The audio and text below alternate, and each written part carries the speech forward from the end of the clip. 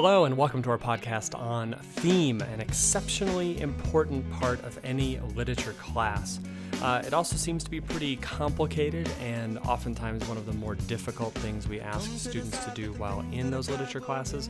So hopefully we can be as clear as possible in helping you understand what it is, why it matters, and then how you find it. So the art of storytelling seems to be as long a history as mankind itself. I would imagine that the earliest people in the world did some sort of storytelling for a variety of reasons, whether it was to pass on norms or traditions or expectations of their group to their comrades, but to their future generations, and just kind of pass on the story of who they are and what they're doing and what their purpose in life is. Early storytelling was completely oral, meaning that people just told these stories and people listened. And then through the generations, other people took over the storytelling and passed it on to others, adding, of course, their own dimension, their own nuances, adding changes to reflect the current day that they were being told in. Then stories began to be written down. We see some examples of cuneiform and some early writing on papyrus. We then have the book, we have the printing press, we are then able to do mass publications in things like newspapers, magazines, and now any one of us can tell our story through the internet, through a blogging site or some sort of internet publishing thing that doesn't cost anything and that anyone can have access to. People also tell stories through the visual medium. So we might have early pictures.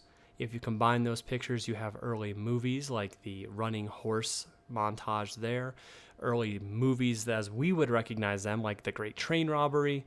We then have things with more special effects that people in the early days of film could have imagined in films like Avatar. And then again, we can go on and tell our own stories through our own films, very easily made in platforms like Extra Normal or some of these animation studios where maybe all you have to do is type something in and computer-generated images take over and tell your story. And so what do all of these stories have in common? What they have in common is that they have a theme. They have some sort of deeper message for all of humanity. True, most stories are probably told at one level for entertainment, but even those early stories had a different level to it, had a deeper level. Not just entertaining, but also pass on the norms of their society. Not just entertaining, but pass on the history of who their people are or were and the great things they accomplished. And in turn, those are probably lessons for the next generation to say, hey, this is what we as Spartans did, for example, back in the day. As a Spartan of the next generation, we expect you to carry on this tradition. And so rather than just come out and say, we expect you to A, be really tough, B, go into the army, or whatever the Spartans were passing on, they couched those ideas in story. Again, starting off completely oral, moving eventually to print, and then all the multimedia that we have today. But what these stories have in common is that they have some sort of comment by the author on being human, on what it means to be human, and how difficult that is, or how easy it is, or all the challenges that we as humans face. Because regardless of language or time written or history of the author, this is something we all share. We are all human. And so theme is defined as the author's comment on the human condition. What exactly does the author want to say about humanity, to humanity? What lesson do they want to teach everyone through this story that they feel they have to tell? And so why does theme matter? The theme is why people do read literature, aside from, of course, the entertainment factor. We love to hear a good story, but we also love to be able to live vicariously through this piece or experience something through a character. And by doing that, we hear their lessons. We experience their lessons without the challenges that the characters themselves have to go through.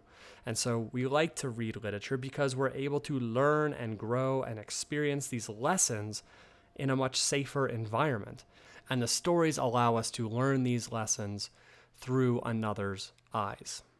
The biggest question that we have in this podcast, and this is kind of a universal question, and this is something that we deal with in all classes about literature, is how do I find it?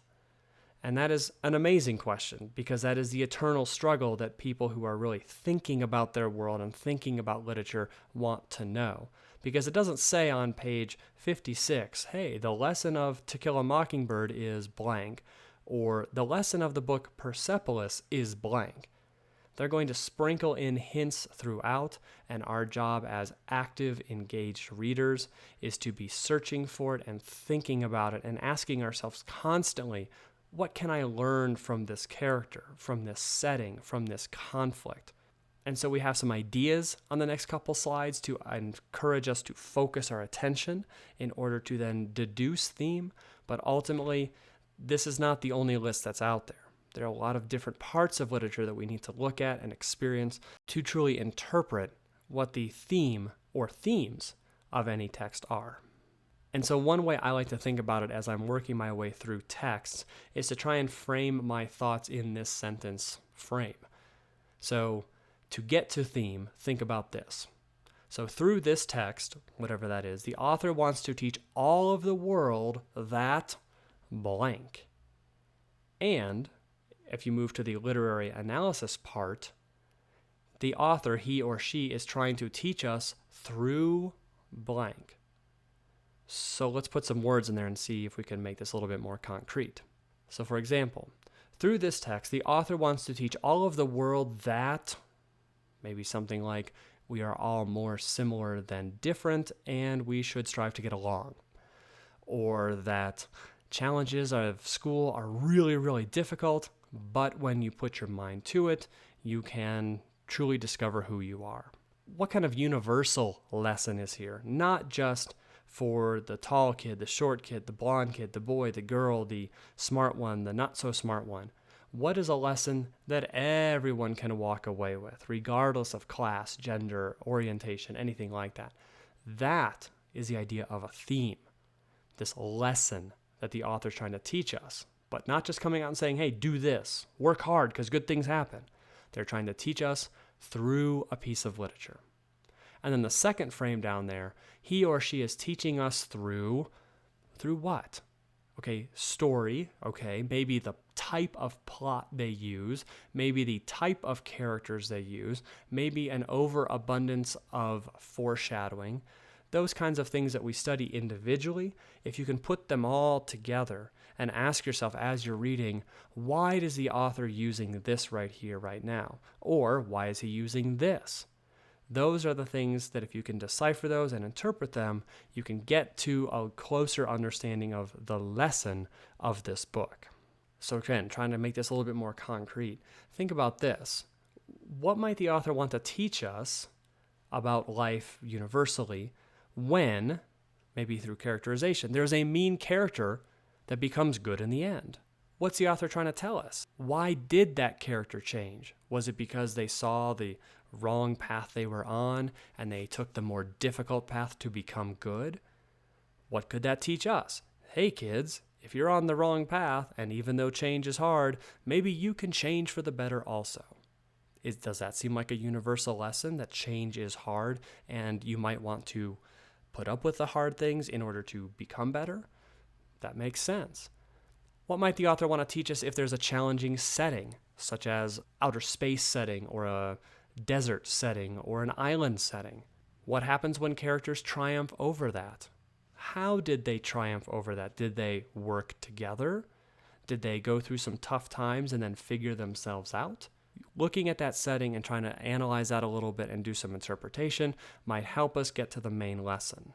And so to try to put this into something visual, all of these individual things we might do mini lessons on, like characters and how they change or don't change, or how foil pairs work, or setting, point of view, any of the lit terms like allusions or Christian imagery or foreshadowing or flashback. How do all of these work together? What can we learn when we see a type of character who's placed in this setting and the story is told through this point of view? How do all of those work together to better teach us as readers a lesson? Those are the types of things that push us toward an analysis of theme. At the same time, that's what that literary analysis essay is. We make a claim about what the theme or lesson of the book is, and then we go into the book and we say, well, how did they teach us this? Oh, they taught us through characters. Maybe that's one section. They also taught us this lesson because they overcame a setting. Maybe that's another section. And so this is how you write that literary analysis paper kind of as an aside to this. Now you also see in the bottom right this idea of thematic issues. And we're going to make a separate podcast on what these are and how oftentimes these help reveal theme. But this is something that is often confused with theme. And so here's what we mean. Theme is a lesson that all people can learn. Maybe advice. The author's trying to advise us to do this, not this. And this should not be confused with the way that message is taught. These are thematic issues. And so oftentimes we see this coming out of some earlier studies that students do, that they come in and they say, you know what? The theme of To Kill a Mockingbird is family. That is a thematic issue. It's not really a lesson. What is To Kill a Mockingbird really saying about family? What's the lesson they're trying to teach you? Is it that maybe our family should be more than just blood relatives? Are they trying to teach us that being family is difficult and you should stick with it? Oftentimes we get confusion because people are saying, oh, well, the theme of this is that good conquers evil. Well, yeah, that's a way they're trying to teach you what to do, but it's more of a thematic issue. What does it mean when good conquers evil? How so? What's the lesson there? That you should stick with it even when times are tough so that good can overcome evil? We have to be really careful about what is a thematic issue, meaning a means to an end, and what is a theme, which is the end itself. How thematic issues are handled will teach us what the theme is, will help us figure out that lesson. So a theme is not good overcomes evil. What are they trying to teach us through that clash of good versus evil? What are they trying to teach us through the idea of family or of coming of age? Those I'm going to classify as thematic issues, and they go into that big pot of all the tiny little parts that could be looked at and analyzed and interpreted that allow us to think of the bigger issue that this text is trying to teach us. And so to summarize, what is theme? Theme is what the author is trying to teach us about being human, or about adding to humanity, or about what we should or shouldn't do in terms of being human. Why does it matter? This is why we read literature. We read literature for entertainment, so we can have a good story and something to talk about. But we also want to learn from it. We may not explicitly say that, like, boy, I'm going to read The Kite Runner so I can learn about myself. We probably don't say that explicitly as student readers, but as we get older and more experienced with this and we truly begin to immerse ourselves in literature, we want to learn not only about what these characters go through and experience, but how we can better ourselves and how we can better our world because of what this novel has shown us. And we can live vicariously through that in a safe environment. Why does it matter? This is why we read literature. To read for that second level, to really get in there and interpret and experience and enjoy the art of storytelling. And then how do we do this?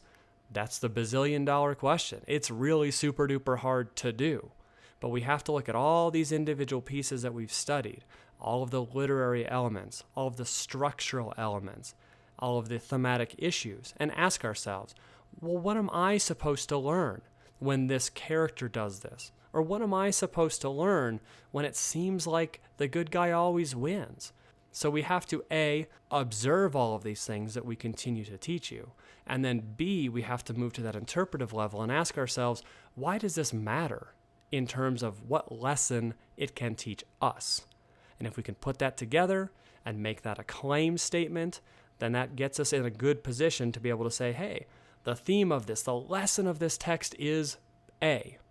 And they went about teaching us this through these literary terms or these structural pieces or these thematic issues.